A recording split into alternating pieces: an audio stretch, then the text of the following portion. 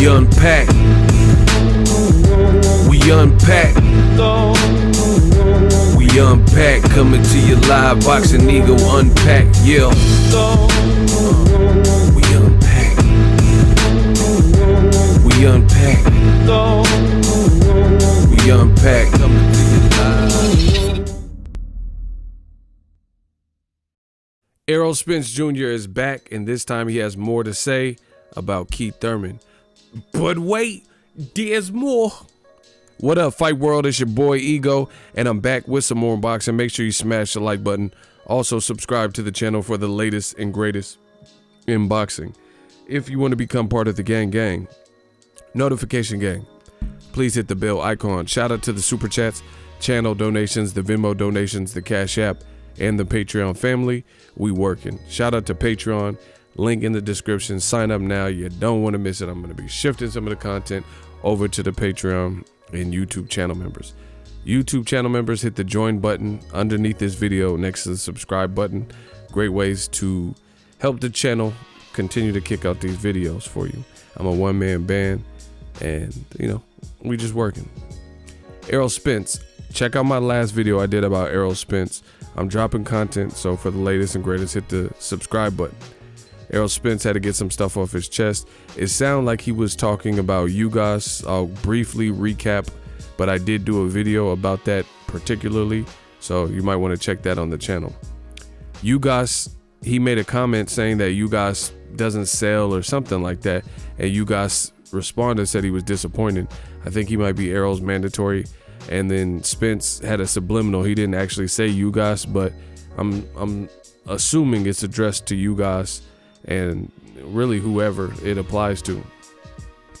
Spence said, I fought my way to the position I'm in now. None of the champions wanted to let me in, so I could give a uck about any complaints from any other boxers. Straight to the point. He said, plus I had to wait 9 months, then travel to foreign land, Sheffield, England, where Kell Brook is from, and fight a guy in his hometown to get in, and I did not complain once. So he's saying, you know, just stay your course. Don't complain, you know, just everything will happen in due time. But now he got at Keith Thurman, and this is what he had to say. He said, another thing, the WBC is cool with me taking a tune-up fight. He's a unified champion. So he has the IBF from Kell Brook fight. He's carried that. He's defended that. But he just unified with Shawn Porter in an all-time great fight, like, you know, at least modern great. It was my favorite fight last year. It was a unification, and he took that strap off of Shawn Porter, the WBC. Good fight, close fight. The knockdown pushed Errol kind of over the edge, in my view, and now he's a unified champion at welterweight, the only guy with more than one belt. Errol Spence says, again, another thing, the WBC is cool with me taking a tune-up fight, and my management, and I don't want this ish, me and my management, and I don't want that ish. I'll leave that to Keith Thurman and his get back year or whatever he said. So obviously that's a slight at Keith Thurman. So let me repurpose this and break it down what he's talking about. Errol Spence was smoking out Keith Thurman. Keith Thurman was one of the bigger fish, and Errol Spence was trying to find his way and trying to fight a guy whose career was a little bit more advanced than his, in terms of Keith Thurman had the better names, Diego Chavez, Shawn Porter fights. Then it got to a point where he had the Danny Garcia fight. That whole time, Errol Spence was hunting down Keith one time, Thurman. And Thurman, you know, he went through this weird stretch where people, including myself, were wondering, like, hey, I like this dude, but is he even hungry? He was like playing the flute and, you know, sitting Indian style, looked like he was taking a bunch of trips, gaining some weight, which is cool. You know, I let people be who they are and stuff. Like, I'm not trying to be all in the man's business. He got married and domesticated, stuff like that. That's his business. But while he was doing that, people like Errol Spence were calling him out and really aggressive about it. And it just looked like some of the, especially when Keith Thurman, you know, I'm not blaming this, but I'm just saying around that time that he got married, it seemed like Keith Thurman almost lost some of his hunger that he exuded earlier in his career, right? Earlier in his career. That's a good picture. You know, that's both of them at some particular fight. Probably Danny Garcia Porter. Actually, that was the Danny Garcia Porter fight, because I was at the fight and we interviewed him, and I remember talking to Keith Thurman, he had that same outfit on. But Errol Spence is saying he has the option to come back slowly based on what happened last year with the car wreck. And he said he's bypassing that. He wants the big fights. He said he's not, in a recent interview, this is not this interview or not this tweet, but in the past he said he's not really even worried about Keith Thurman. He's not even considering him. Tables turned. He said, when I wanted Keith Thurman, he wasn't giving me no opportunity. So I want the bigger fish, the Pacquiaos, Terrence Crawford, those types of fights, right? So that's what it is. And I have to agree with Errol Spence. I think he was actively calling out Keith Thurman, and Keith Thurman, got to a point where it didn't look like he was hesitant. I know Keith Thurman did a recent podcast or Instagram live or something, and he says there was never a contract sent or something like that. But Keith Thurman at the time, he was the guy. He was the guy that was further along, as I mentioned, in his career. So it takes two to tango. You can holler at Al Heyman and say, hey, this guy's annoying me. He keeps calling me out. That's who I want to fight next. Can you make it happen? I'm unified champion. Because at that point, Keith Thurman was a unified champion. You see what I'm saying? But to me, I just didn't really overall see that interest in Thurman to make that happen with that particular man, Errol Spence. So now Keith Thurman has lost his belt, had to relinquish his other belt before that, and Danny Garcia, Sean Porter fought for it, and now Errol Spence has it. Now Errol Spence is kind of giving Thurman a taste of his own medicine, right? And he's like, I'm not even worried about Keith. And now he's taking, little slights and stuff, little jabs at Keith Thurman, saying, oh yeah, I don't need me a tune-up. That's Keith Thurman. That's your boy Keith Thurman. That's what he's talking about. And, Keith Thurman did say that. He said, this is my give back year. And it's funny, the year he came up with that, someone said, literally, a reporter asked him, they said, the fans are salivating to see you and Errol Spence lock horns. Do you want to fight him this year? And then Keith Thurman said, not going to happen, baby. 2018, you're not going to see it. And he just said it straight like that. No ifs, ands, buts about it. It was no thought. He knew that he wasn't fighting Errol that particular year. And to this day, Wilder voice, they haven't fought, So that's kind of what Errol Spence is referring to. So let me know what you guys think in the comment section.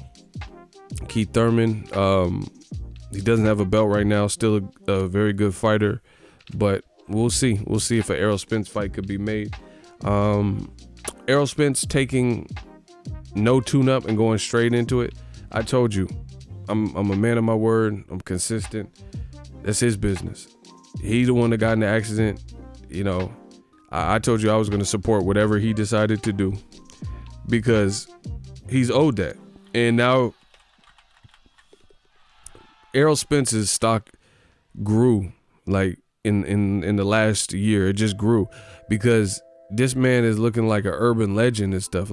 He flew out of a fucking car, and now he's coming back like a savage, training, saying he gonna get his weight down and and bypassing a tune-up, which he has the option to do. He has the option to take a softer touch, and he's instead telling the world and sticking to his guns. I'm regular. God bless everything that happened. It was a wake-up call, and that's what I'm taking it as. I'm glad I'm with my family, and I got that wake-up call just in the, everything that happened was right on time. I came out, God willing, unscathed, and I'm ready to jump back. I belong. He said, I think he said something to the effect that I belong with the Sharks, so put me back in that water. So Errol's a thug, bro. He's a savage with that, because in my opinion, if you're asking my opinion, I will probably say take a tune-up, just because in the gym things everything feels good and you never know till you get punched. But high risk, high reward. Ultimately, that's what the reason why I told you whatever Errol decides, I would support. The real reason I said that is because of this. When you go through something that traumatic, can't nobody tell you. Like even Derek James, Great coach, you know. I know him. I'm sure he has a close relationship with Errol and Errol's friends and family and stuff like that. But unless you live that and went through it and it's your body, I don't think anyone can tell Errol Spence how he feels. You see what I'm saying? Like, you went through it. It's like you can talk to somebody else who went through an accident like that, but it's still not the same because each person is different. Each person's body is different. So, you know, for me, I told you, whatever Errol decided, I'm rocking with that, because at the end of the day, I can't tell him. There's a lot of people who are panicking and they're saying, oh, he won't be the same. But they were saying that when we didn't even know. Some people were saying Errol won't be able to walk because he wasn't posting anything. Man, I'm starting to hate this new generation. It's real weak. It's real weak to me. You know, this man got in something so horrific and people could not help but to speculate and gossip like little girls, little schoolyard girls, so young, you know, just gossiping and saying what the next step would be and saying he was paralyzed, he wouldn't be able to walk again, like they the doctors. And then this was all just because when you see the footage, it's, you know, obviously it's bad, and you heard the pictures and heard the story, and Errol wasn't saying nothing. There was no like picture, updated videos and pictures of him. And that's what people do. That, you know, it seems like that's the thing to do. If you disappear for a minute, or like, so people see, this is what I hate about social media, man, because Dr. Dre just hell yeah. Oh, you know, Dr. Dre just recently talked about it. He says the problem with why artists aren't as big, all of them aren't as big as people like in the 90s is social media. He says social media kind of strips away that mystique and that enigma to an artist, where, you know, it's cool in certain regards. You could tap in, maybe even get a reply from your favorite celebrity or somebody you like, but then it also kind of brings you to that level, like where, you know, celebrity might see your comment, you said something foul, and respond to you, you know, you got a reaction or a rise out of them or whatever. So it kind of eliminates that mystique, and it takes them off of that celebrity high horse and pedestal that they're on when you get to see them every day. You know, people start messing around and thinking they know you, you know, because they see you on social media all the time, you know, and I put their arm around you or something like that, like they know you because you cool on Instagram Live and Instagram TV or funny or something, you know. So it's crazy. And that's the thing that I hate, because when Errol was going through his stuff, just because he hadn't really shown face, they just had so much to say. And it was just all speculation and guesses. That's why I told you, for me, I was just gonna let the man live and decide where he's at. And he said he making fun of Keith Thurman. He's like, I don't need no tune-up. So if that's his decision, I'm sure he's had plenty of time really with the pandemic, and when the accident happened, he's had at least months to mull this over and explore his options. He feels he's ready for a top name like somebody you see on the screen. Danny Garcia is one of the names being thrown out there. So be it, you know. And Danny Garcia said it best too. He said basically, don't get in the ring if you're not ready. So it looks like we'll have ourselves a fight, but it's a bad look for Keith Thurman, because like I said, this man flew out of the effing car.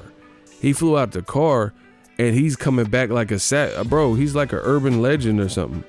He flew out the car, bro, and he's still coming back damn near before Keith Thurman. Like, just hear what I'm saying, people. And I don't have anything against Keith Thurman. In fact, I've interviewed him. He's a cool dude. You know, I followed his whole career. But I'm keeping it a buck, like a dollar store. I got to keep it a buck.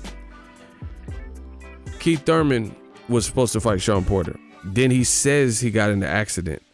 I don't know the extent. I didn't see no pictures. I didn't see nothing. I talked to some people in the industry, and they had their doubts that it was real. They think he wasn't making weight or whatever the situation is, whatever. So he said he got in an accident, but we know for a fact it was no accident as severe as what Errol Spence went through. You know, no seatbelt flying and high speed, blah, blah, blah, right? And Keith Thurman said after the Danny Garcia fight, so he took, you know, that fight got postponed. Then after, he said he fought Danny Garcia and beat him and hurt Danny Garcia, I think, in the first round. And he beat Danny Garcia. He said he had elbow bone spurs that he wanted to get taken care of. And I still have the letter from PBC. It's an email that they sent me updating on Keith Thurman's condition. Let's say he got it in the summer. I don't remember the exact month, but in the summer he got this bone spur elbow surgery, and it said he might be able to come back. You know, the doctor said it would take 2 months to recover or whatever it was, but they said he can even come back in November, December, like fourth quarter. And then he didn't. Then the next year was supposed to be his get back year. He kind of avoided all Errol Spence questions. And then it's like he got tired of even hearing about Errol Spence. So he just came out and said, not going to happen. I'm not fighting Errol Spence. So his get back year, they kept having rumors that he was coming back. This is, I believe, 2018.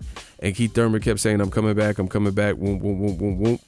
And his get back year, he got all the way back, and he never even fought that year until January, I think, of 2019, when he fought Jose Cito Lopez. And by that time, he looked kind of rusty. And what was considered a tune-up fight for him, or a fight he should pretty easily get past, he ended up doing very well at the beginning rounds and then getting hurt in a real tough fight after that.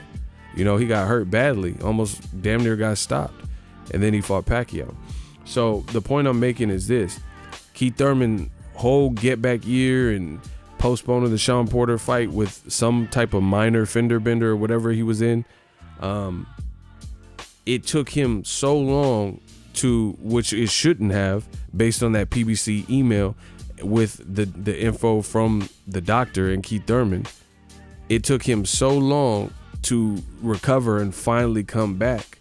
And Errol Spence, who just got in this accident October, I want to say, because I remember specifically when it happened, I was in a hotel in California because we were dealing with the California wildfires, and I was in a hotel because the power was out. I had no power, so I wasn't able to work, or it was just like pitch black. So I ended up getting a hotel room, so I could work. You know, so I had lights and stuff because they shut the power off for a couple of days, 2-3 days, or whatever it was. So I ended up renting a hotel room, and I remember that's what happened with the Errol Spence. So I want to say it was October, somewhere around there, when they had those California fires, like real bad fires, 4 or 5 alarm forest fires and stuff, wildfires. And he's already talking about coming back this year, probably before October.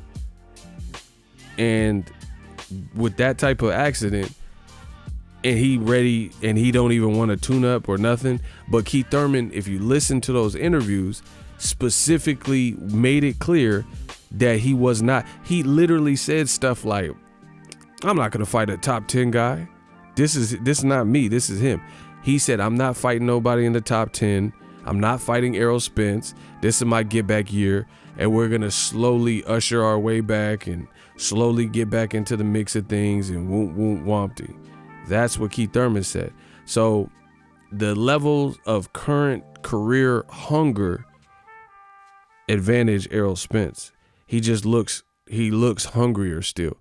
You know, he learned whatever he learned from the accident, and maybe it makes him even a better fighter because he's more disciplined. That's what it sounds like based on the interviews on the podcast, Brian Custer, and then all the smoke with Matt Barnes, Steven Jackson, stuff like that. That's what he's kind of saying. So this might have made him even more of a monster. We knew he was a dog and good fighter before, but now this might make him go back to the Hunger days where he didn't have a title, you know. But based on that mere comparison with Keith Thurman and Spence, you have to admit Spence, whether this is, if you think this, some people are going to say this is a bad idea to go in with the big dog straight away. But again, that's not really your decision. But I can understand that just because he was in a bad accident. So better safe than sorry. And he's thugging it so much where he's just like, nah, I don't need no tune-up. That's for Keith Thurman. That's his get-back year. I don't need no get-back year. So I gotta, you know, as a boxing fan, like F the reporting stuff, as a boxing fan, I respect it. You know, it's a risk for sure, because you never know how you're gonna feel if you get cracked when you've been in something like that. or if you're coming off a loss or a knockout loss, you know, bad things like that. Any type of blunt force trauma and stuff that you've received, you don't know how you're going to be next time you experience that. So it is a danger and it is a risk, but there's also a high reward, because if Errol Spence goes in there just like he's talking about, and if he beats Denny or stops him and he looks like regular Errol Spence, then his brand grows exponentially, even more so, because it's like, damn, this man is Teflon Don. He bulletproof. He got in this bad accident, came back, no tune-up, thugged it out, you know, lost the weight, made weight, and then beat a guy like Danny Garcia. I'm not saying that's exactly what's going to happen. I'm just saying if that transpires. Meanwhile, again, just to make that comparison, you got Keith Thurman, who is saying this is my get back year, and literally was telling, when he was going through, he didn't even again go through a accident like Errol. I mean, there's no point to even front and act like what Keith Thurman went through, car accident or elbow spurs, was anything like Errol's accident, and he was the one that needed all this precious time to recover. Let me see if I can bring this up.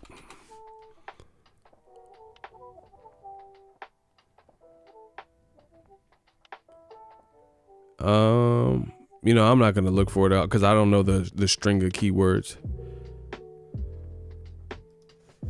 But I remember specifically, if you guys can, you know, put the link or something in the comment section, he literally said, this is my get back year and I'm not going to be fighting a top 10 guy. That's what he says.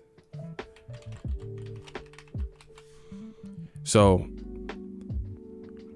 and since he lost to Pacquiao, he don't really even seem like in dire straits, like to want to jump back in. Errol got in an accident and seemed like he wanted to jump back in. So this might have lit a fire under Errol Spence, where he's just like looking at life from a whole new prism and he's just ready to go. Meanwhile, like I said, Keith Thurman lost his belt, lost to Pacquiao, made great money, I'm sure, on that pay-per-view. But this is why people kind of question that hunger. So I would like to see Keith Thurman respond. We'll see what happens. Also sign up for ESPN Plus. They got the new Bruce Lee documentary, Be Water. That's on there. They got archive fights, a ton of archive fights from the UFC, boxing, BTS, exclusives, shows, different things like that. Get ESPN Plus as a standalone app, or you can bundle it, ESPN Plus, Hulu, and Disney Plus. All three apps, one price, $12.99. And it does help the channel continue to grow in a phenomenal way when you guys click on that link. Let me know what you guys think of Errol Spence. I just think ultimately Errol Spence is a dog, and that's just what it is. He's a beast, and he's saying he wants to come straight back into it. There's a high risk, but there will be a high reward if he fights a top name and looks the same. Let me know what you guys think. Drop your thoughts in the comment section. If you love what I'm doing, smash the like button. As always, hate, comment, and subscribe. Till next video is Ego signing off. So if you enjoyed this video and want more content like this on the channel, you can show your appreciation by going to the PayPal donate button or the YouTube support button, and you can donate any amount that you feel is equivalent to the value of this video. Much more to come. Thank you guys for your support. Boxingego, the future of boxing.